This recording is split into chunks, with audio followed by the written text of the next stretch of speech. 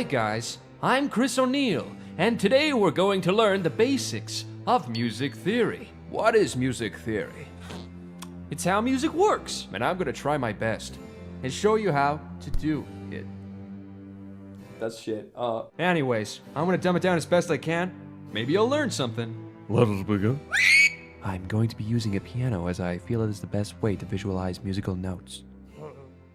Okay, so what we're looking at are keys on a piano. Each key plays a note. Wow! Yeah, I know. Now I know, there's a lot of keys and it's very confusing. What keys play what notes? What is a note? You just shut the fuck up and just look for a second. All you gotta worry about are 12 notes. Look, all the piano really is, all music really is, are 12 notes. Or semitones if you want to be a nerd. So, all these notes here are just the same notes repeating in order. See the way there's 3 black keys here? They're the same as those 3 black keys here, except these guys sound lower. So this note here is the same as this note here.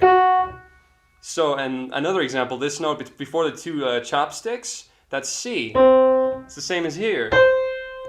And down here too. They're just the same 12 notes repeating, just in higher or lower pitches consisting of the 12 notes called octaves. See this note here? That's F. F higher, and all the way up till the end of the piano. So, an octave consists of 12 notes. Easy. Let's go through the notes, shall we? First, let's look at the white keys, because they are obviously superior. But no, seriously, here are the white keys. A, B, C, D, E, F, G, and A again. So A to G. Now let's take a look at the big black that we skipped over earlier. These guys are called sharp notes. A sharp, C sharp, D sharp, F sharp, G sharp, and A sharp. You notice B's and E's don't have sharps. Why, you ask? How the fuck should I know? That's just how it is. Remember kids, bitch elephants don't have sharps. So how do you know what note is on what key? Well, here's how Mozart, the most farter, did it. See the way there's 2 black notes dangling down? Like 2 sagging black man testes? Right before those is C. So by now you know the white note after C is D, and the one after that is E, and etc. Same the other way. The white key before C is B, and before that is A, and blah blah blah, you get it. Most people just use that as a beginning guideline. So when you're done learning what white notes are which, figuring out sharps is really easy, because when a black note is to the right of a note, it's sharp of that note. So it's like C, C sharp, D, D sharp, E, F, F sharp, G, G sharp, A sharp, B, C, E, Z. And see how B and E don't have the black notes? Technically their sharps are the white notes to the right, so B sharp is really just C, and E sharp is really just F. Just think of them as not having sharps for now, it's easier. Again, bitch elephants don't have sharps. So yeah, a sharp is just a note to the right of another. You may have heard the term sharps and flats before. While a sharp is the black note to the right of a note, a flat note is just a note to the left. So just forget flats for now, they're pieces of shit. So that's notes. Try and learn what notes go on what keys as soon as you can. It'll make learning music theory much easier. Now let's go through chords. A chord is basically when you throw some notes together and it sounds good. Okay, to get my point across, I'm going to play 3 notes individually. Now all together. As you can hear, the first one was kind of happy, the second one was kind of sad. So chords are just notes all playing at the same time and sounding good doing it. The tricky part is knowing what notes complement each other and what chords complement each other when writing a song. I'm going to show you the easiest way to remember how to play chords. So now listen, here's the easiest way to remember how to play a chord for a specific note. First, play the note you want the chord to be in. So if you want, say, C, play it. Now, go up 7 notes from C and play it. 1, 2, 3, 4, 5, 6, 7. Now you'll have a basic chord. It's not a major or minor yet, so let's do another quick example. Just say if you want to play a chord of A, do the same thing. Start with your finger on A, move up 7, 1, 2, 3, 4, 5, 6, 7, and you'll have a basic chord of A. Now let's get musical. If we want to make this a major chord, oh fuck, go up 4 notes from the first. 1, 2, 3, 4. And if you want to make it a minor, move the middle finger down one. Major, minor, major, minor, major, minor, major, minor. Try to notice the pattern of the keys when you're pushing them down. So it's usually, there's some exceptions, but it's usually like push one down, skip one, push them down, skip one, push them down.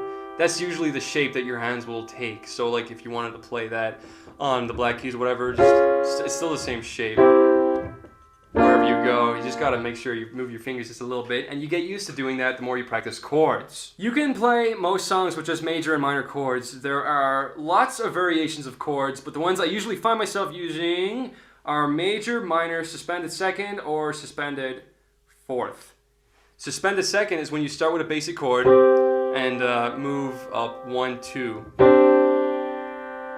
And that goes good when you play that in sequence with, say, like a major or a minor. So, or suspended fourth is when you move down 2 from the last note. So if I'm doing C still, I go down 1, 2. So it's like, that sounds really good with this.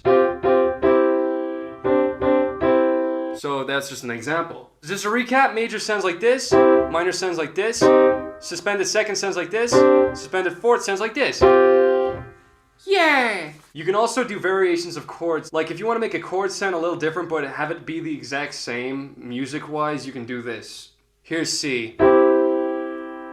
This C is pretty much the exact same if I take my finger off this note here and play that note down here. So you can experiment by taking different fingers off different notes and putting them on higher or lower octaves. Blah, blah, blah. Let's move on. We'll go over what chords sound good together in a future episode. For now, I just look up some songs you like and Google what chords they use. After learning a few songs, you'll get a better understanding of how songs are structured. Now that we've covered chords, let's quickly go over melodies. This part is tricky. If you want to write your own music and make it catchy as all heck, you're going to have to learn scales. What is a scale? It's basically a string of notes that climb in sequence and give you an idea of what notes you should be using within a specific chord. You use scales to help write your leads or melodies. Pretty much the same thing. Until you can just do it out of your head. So look, if I play the chord of C major, let's imagine I'm pushing down all of the C major notes in the piano. So it's like...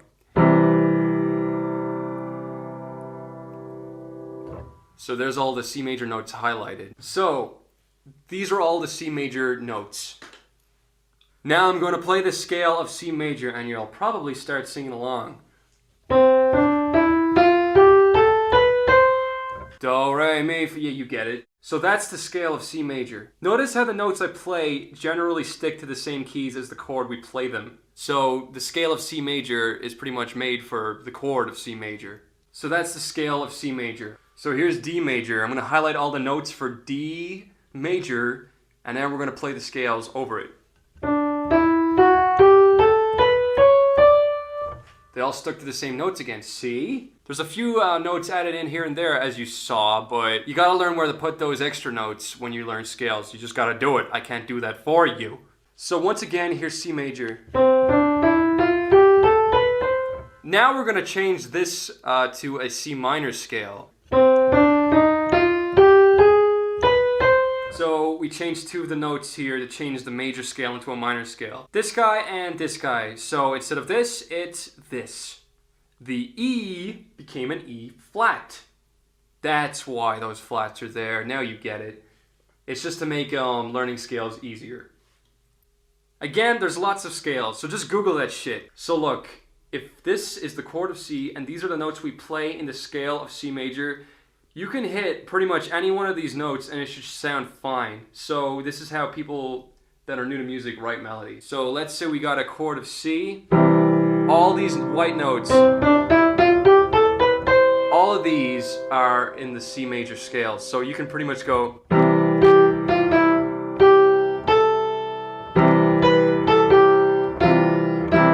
So basically, it's really easy to play in the chord of C major and make up shit. When you're ending the melody, it might depend on what note you're hitting to make it sound nice. So I'm pretty sure most people can hear a melody and hear something wrong with it if there's something wrong with it. So if you're trying to write a melody, kind of use that to your advantage. Just use your hearing. If you do like different combinations, you'll sometimes come across stuff that sounds very weird, like say, just sounds gross. So just try and use your ears and make it sound good. Most people would just end it on the first note or the fifth note of the chords. So if it was to be like, that sounds like the end, or yeah. So now we know the basics of what chords and scales are. You could technically write a very basic song right now if you wanted. It'll more than likely sound like shit because you haven't learned what chords complement each other yet, but I'm confident that if you experimented on a piano, you could create some chord progressions you're happy with, and you could write a melody to go with it using scales. Use your best judgment for now and write what you think sounds good. If something sounds off, try your best to fix it. There's no real rules, just try and make stuff sound good. Okay, so we went through a lot. I'm going to end it here. That's the most basic way of explaining how music works. Later, we'll go more into it and discover amazing things together. Thanks for watching. My fingers hurt.